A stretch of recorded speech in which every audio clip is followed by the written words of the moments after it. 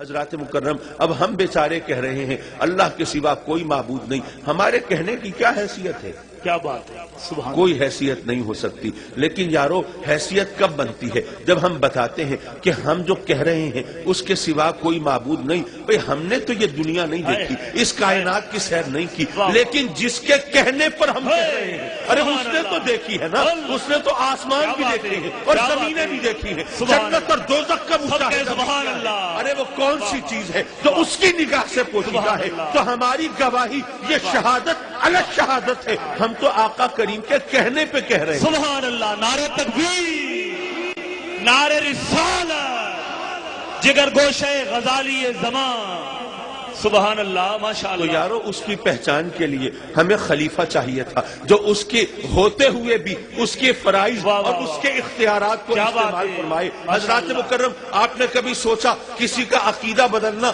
کوئی آسان کام تو نہیں ہوتا، اور پھر اس ماحول میں جہاں لوگ اپنے ہاتھوں سے تراشے ہوئے اصنام کی پوجا کرتے ہوں، وہ خدا کو دیکھ کر اس کی عبادت کرتے ہوں، اور پھر عالم یہ بھی ہو کہ ستوؤں کو گھول کر وہ بت بنا کر اور جناب خدا تعمیر کر کے اور اپنے ساتھ سفر میں لے جائیں، جہاں بھی سفر میں موقع ملے پوجا پاٹ کر لیں، ڈنڈوت کر لیں، آرتی اتار لیں، عبادت ریاضت کر لیں، اپنے خداؤں سے اپنی بندگی کا رشتہ جوڑ لیں۔ لیکن جب کبھی راشن ختم ہو اور پیٹ میں بھوک کے وہ لالے دوڑے تو پھر ایسے میں اپنے خداؤں کو پانی میں گھول کے پی جائیں۔ حضرات مکرم، وہ انسان جو اپنی آنکھوں سے اپنے خدا کو دیکھنے کا عادی ہو، ذرا سوچو یہ کتنا مشکل ہوگا، کتنا ادق اور دشوار ہوگا کہ اس سے کہا جائے کہ اس خدا کو مانو جسے دیکھ نہیں سکتے اور جسے سوچ بھی نہیں سکتے، وہ تمہاری عقل سے بھی بالا ہے، تمہارے حواس و اعصاب سے۔ سبحان اللہ۔ یارو اس سے لوگوں سے منوانا یہ کتنا دشوار ہوگا، کتنا کٹھن ہوگا، کتنا مشکل ہوگا۔ میرے آقا کریم نے کیسے منوایا؟ ارے میرے آقا اس کے خلیفہ ہے نا، تو منوا لیا کہ دیکھو میں تو خدا نہیں ہوں، میں تو اس کا بھیجا ہوا نبی ہوں، میں تو فرستادہ رسول ہوں، لیکن جب میری طاقت یہ ہے میری انگلی کے اشارے سے چاند دو ٹکڑے ہو جاتا ہے، تو جو میرا خالق ہے پھر اس کی طاقت۔ سبحان اللہ، سب کہیں سبحان اللہ، بآواز بلند کہیں سبحان اللہ۔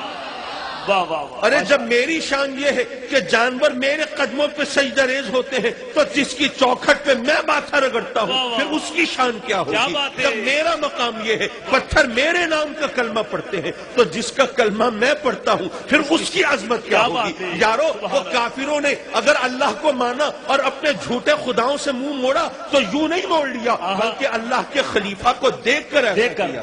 سبحان اللہ، نعرہ تکبیر، نعرہ رسالت، عظمت و شان مصطفیٰ، علماء اہل سنت۔ لیکن مولا خلیفہ تو نے دنیا میں بنانا تھا، پھر پیدا جنت میں کیوں فرمایا تھا؟ پھر دنیا میں ہی پیدا کرنا چاہیے تھا۔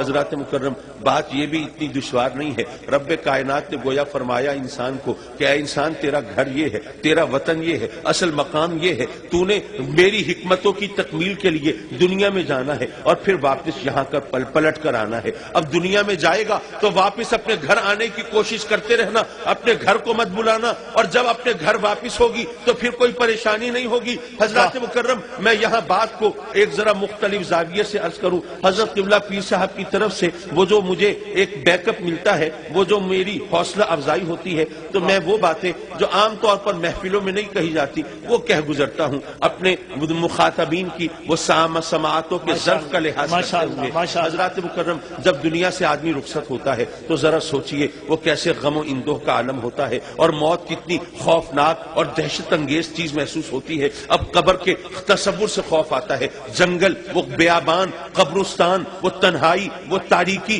یہاں ان روشنیوں کے خوگر، وہاں اندھیرے میں تو دم گھٹ جائے گا۔ یہاں ہم ایئر کنڈیشن کمروں میں رہنے کے عادی، وہاں قبر میں وہ کیا کریں گے؟ یہاں ہم محفلیں سجانے والے، وہاں تنہائی کا علاج کیسے ہوگا؟ وہ اس کا سوچ کے رونگٹے کھڑے ہو جاتے ہیں اور دہشت سے آدمی بے حال ہو جاتا ہے۔ حضرات مکرم، جب دنیا کے مختلف علاقے دیکھیں اور زبانیں دیکھیں اور قومیں دیکھیں اور ان کا وہ جو انداز بیان ہے وہ دیکھیں تو وہاں پر تعزیت کے مختلف جملے ہوتے ہیں، مختلف فقرے ہوتے ہیں، مختلف انداز ہوتے ہیں. کسی کا بھائی گیا، کسی کا باپ گیا، کسی کا دوست گیا، تو اب یہ بڑا کٹھن مرحلہ ہے نا، یہ دائمی جدائی ہو رہی ہے، یہ دل زخموں سے فگار ہے اور آنکھیں اشکبار ہیں اور دل بے قرار ہے. اب ایسے میں کسی کو تسلی اور دلاسا دینا کوئی آسان کام تو نہیں ہے. لیکن یارو ذرا دیکھو، اسلام نے جو ہمیں تعزیت کا انداز سکھایا ہے ذرا اس پر تصور کرو، ذرا غور کرو. انا للہ و انا الیہ راجعون،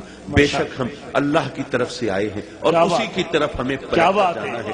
یہاں پر جو مفہوم ہے، یہاں پر جو رمز ہے، یہاں پر جو اسرار ہے، ذرا اس کی طرف اشارہ کرتا چلو. بھئی تم غمگین ہو نا، تمہارا بھائی وہ قبر میں گیا ہے، وہ قبرستان میں گیا ہے، وہاں پر کیا عالم ہوگا، کیا صورت ہوگی، تو اس کو تسلی دی ہے کہ دیکھو اگر تم کسی ایسی جگہ جاؤ جہاں حال پوچھنے والا نہ ہو، کوئی غم گسار نہ ہو، زخموں پہ مرہم رکھنے والا نہ ہو، کوئی دو بول میٹھے بولنے والا نہ ہو، تو آدمی کو وحشت ہوتی ہے وہاں پہ کیا بنے گا. لیکن اگر کوئی دوست ہو، کوئی غم گسار ہو، کوئی محبوب ہو، تو وہاں پر جانا تو آدمی پہ شاق نہیں گزرتا نا. تو تم تو اللہ کی طرف سے آئے ہو اور اللہ کی طرف جا رہے ہو، اور وہ اللہ جو ماں سے 70 گنا زیادہ محبت فرماتا ہے. سبحان اللہ. نعرہ تکبیر، نعرہ رسالت، نعرہ رسالت. واہ واہ واہ، ماشاء اللہ. تو پھر تمہیں پریشانی کیا ہے؟ پھر غم اور رنج کا سبب کیا ہے؟ ارے نہیں، تم تسلی رکھو، وہ اپنے رب کی طرف سے آیا ہے اور رب کی طرف جا رہا ہے. اگر اس نے اس سے لو لگائی ہے، اس کے احکام کی تعمیل کی ہے، اگر اسے خوش کیا ہے، اگر یہاں زندگی اس کی مرضی کے مطابق گزاری ہے، تو کوئی رنج و غم کا کوئی سبب نہیں ہے. یہاں پر یہ تکلیف کی کوئی وجہ نہیں ہے. ہاں تمہارا رنج تو ہے کہ تم اب اس کو دیکھ نہیں سکتے، اب تم اب اس کے دیدار سے محروم ہو گئے ہو، یہ تمہارا رنج تو ہے. لیکن اس کا غم نہ کھاؤ، وہ تو اپنے رب کی بارگاہ میں ہے.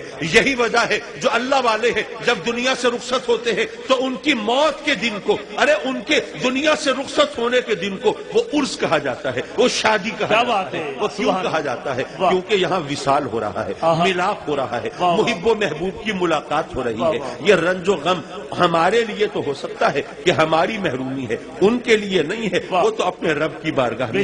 بے شک ماشاءاللہ. حضرات مکرم، اب ہمیں یہ بھی بتا دیا گیا کہ اے انسان، اب تو نے اپنے گھر، اپنی جنت میں واپس جانا ہے، اس کے لیے تگ و دو کرنی ہے. اور ہمیں یہ بھی بتا دیا کہ وما خلقت الجن والانس الا لیعبدون، کہ انسان کی تخلیق کس لیے ہے؟ کہ وہ اللہ کی عبادت کرے، اللہ کی معرفت حاصل کرے. کیوں؟ اس لیے کہ اس نے اپنے گھر واپس جانا ہے، جنت واپس جانا ہے، یہ مقصد اس کا ہے. تو اب واپسی کی منزل کے تعین کے لیے اب اس کی رہنمائی کی جا رہی ہے. سجدے کرتے رہو، نمازیں پڑھتے رہو، روزے رکھتے رہو، حلال حرام کے تمیز اختیار کرتے رہو، تو پھر تم اپنے واپس مقام پر پہنچ جاؤ گے. ہمارا مقصد تخلیق کیا ہوا؟ عبادت کرنا. مولا اب عبادت ہمارا مقصد تخلیق ہے، اگر ہم عبادت نہیں کرتے تو اپنے مقصد تخلیق سے انحراف کریں گے. لیکن مولا ہم ہر وقت تو تسبیح نہیں گھما سکتے، ہر وقت تو نمازیں نہیں پڑھ سکتے، ہر وقت تو سجدے نہیں رکھ سکتے، روزے نہیں رکھ سکتے. مولا اب کرے تو کیا کریں؟ اب جو وقت بھی یہ عبادت سے، روزے نماز سے ہٹ کے گزرے گا، مولا وہ مقصد تخلیق سے انحراف ہو جائے گا.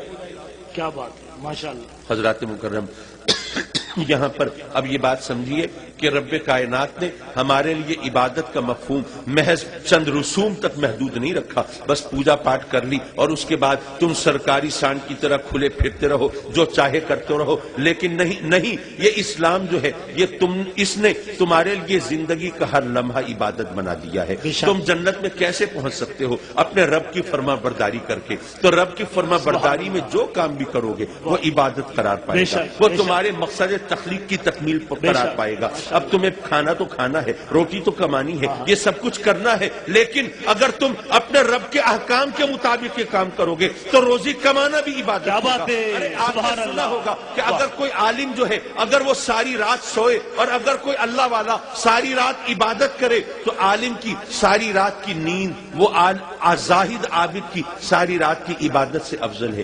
کیوں ہے افضل؟ کیا یہ مولویوں نے اپنی عزت و توقیر کے لیے بہانے گھڑ لیے ہیں؟ ارے نہیں یارو، بڑی سیدھی سی بات ہے کہ جو زاہد عبادت کرتا ہے اللہ کی طرف سے اسے ثواب ملتا ہے، وہ کسی کا حق نہیں مارتا، وہ عبادت کرے گا، وہ ریاضت کرے گا، وہ اس سے لو لگائے گا، اس کی توجہ ہوگی، وہ اس کی رحمتیں نازل ہوں گی، اسے ثواب ملے گا۔ لیکن فرق یہ ہے کہ جو عالم ساری رات سوئے گا نا، تو جب تازہ دم ہو کے اٹھے گا تو وہ علم کی روشنی پھیلائے گا، دوسروں کو فائدہ پہنچے گا۔ زاہد کی عبادت سے اس کی ذات کو فائدہ پہنچ رہا ہے، اور عالم کے علم سے